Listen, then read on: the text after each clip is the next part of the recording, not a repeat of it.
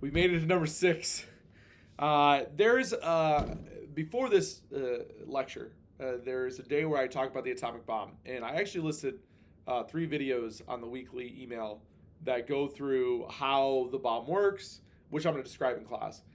There's another video that describes the experience that people had in Japan. It's an infographics one. It does a great job. It's showing like what it would have been like if you're in Japan during the atomic bomb. And then it's another one where it shows the difference between all the bombs throughout time. And those videos are definitely going to be important when it comes to the debate that we have about the atomic bomb, but also just knowledge for when we talk about uh, uh, the end of the war. So today is the end of the war, and I'm gonna backtrack a little bit. There was an agreement that took place. It's called the Yalta Agreements. This is before the end of the war. This is when FDR was still alive. FDR meets with Soviet Union leader Stalin and also Churchill from England. And they agreed to divide Germany. This is before the end of the war. They agreed after the end of the war because they thought they were going to win, which they did, that they would divide Germany into 4 occupied zones. Stalin agreed to free elections in Eastern Europe. Stalin also agreed to help the U.S. fight a war with Japan, which they did, which was kind of like our ticking time bomb because we wanted to get out of there. But that kind of sets up the scenario what happens in Europe and also what's going to happen with the Cold War that comes out of it, splitting Germany in half, and all these other things. Let's talk about like the meaning towards the end of the war, because you have all these atrocities. You have the Holocaust. You have all these numbers of soldiers dead, but you have all these citizens that have died because of intended extermination of a culture and a people. So we have this thing called the Nuremberg Trials, which begins where it started. And what it establishes, the Nuremberg Trials, I'm going to give you the ending first, and then I'm going to tell you the story. The Nuremberg Trials establishes a new rule to warfare, that you can't fall back and say, I was just following orders. So that was one of the biggest things that the soldiers of Germany were saying is, I was just following orders. This trial, this world televised or radioized trial establishes that no longer from a world perspective can be used as an excuse. If you're committing crimes against humanity, you can't say, I was just following orders. You need to make a conscious and physical decision to not do those things, or you will be held accountable, point blank. So let's go into the Nuremberg trials a little bit. So there were these major hitters, right? Hitler's dead, killed himself. You have Goebbels, Goering, Himmler, and all of them except for Goering is dead. Goering goes to trial. He's one of the top leaders of Germany that's not dead, that we have hold of, that we're going to put on trial. And it's risky, though. One idea was just to kill them all after the war, but the Secretary of War thought of having a trial first, because they said, yeah, we could kill them, but if we have a trial that determines they have been found with evidence they deserve death by hanging or whatever manner we decide to kill them with, it sets the precedent that justice is not vengeance, and that we will prove through the rule of law somebody's guilt of a crime. But it sets up a risk. So instead of just killing them and you put them in trial, what if they're found not guilty? Right? What if we put them through trial and we're doing this because of like the thought of justice and everything, and they're found not guilty? These guys can walk. And it's a risk that they take. But what they do is they're trying to present this idea of RICO. RICO is a legal term where prosecutors can get an entire organization charged for a crime because they're part of an organization and multiple members are doing that crime. Therefore, you can label everybody doing the crime. Boom, get them all. And that's kind of what this is. This is a RICO trial, if anything. The reason why it's called the Nuremberg Trials is because Hitler establishes the Nuremberg laws, which we're going to talk about in the Holocaust a little bit more, which starts off the persecution of the Jewish population. So this trial literally is taking place at the same place where it began. It's going full circle. It's ending where it began.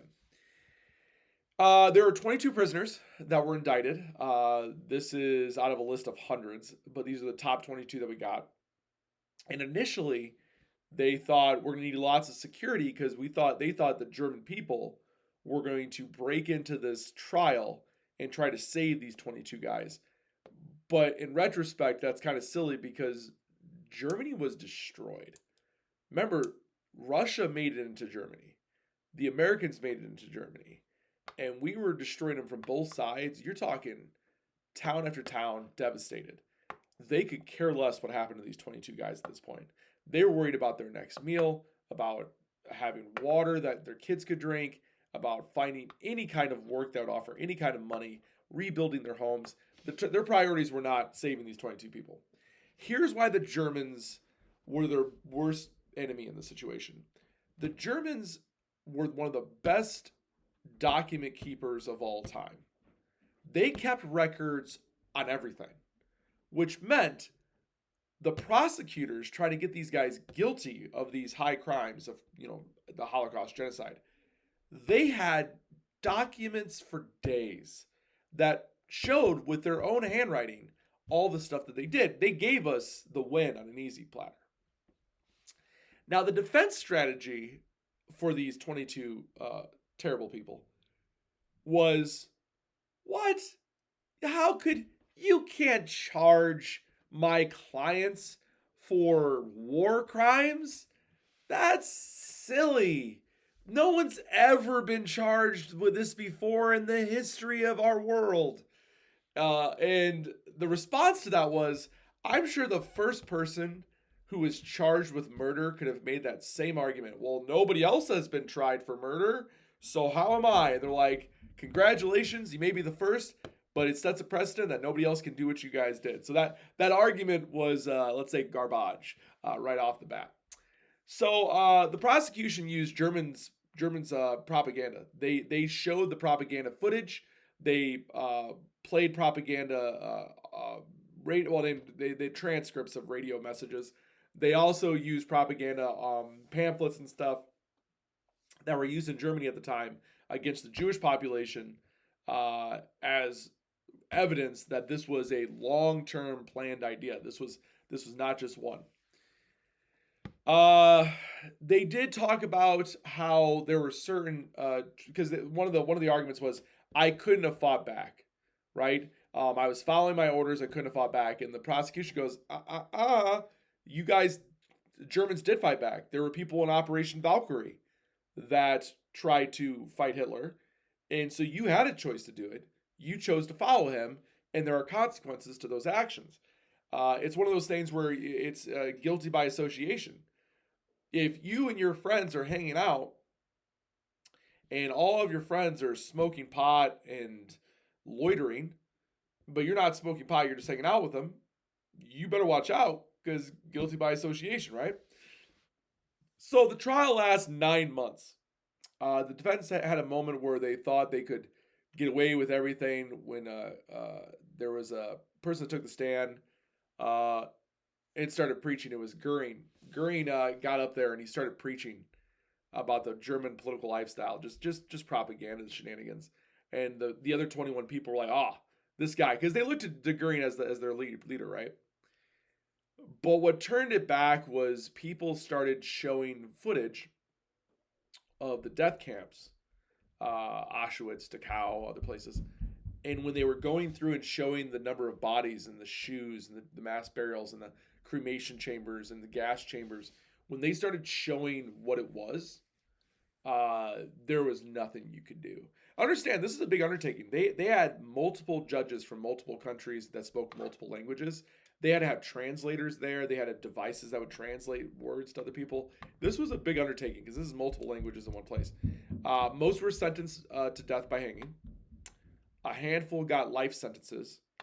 Very small group got just long sentences, and 3 of the 22 were set free from this. One of the people that got the death sentence was Goering, one of the top diggity dogs.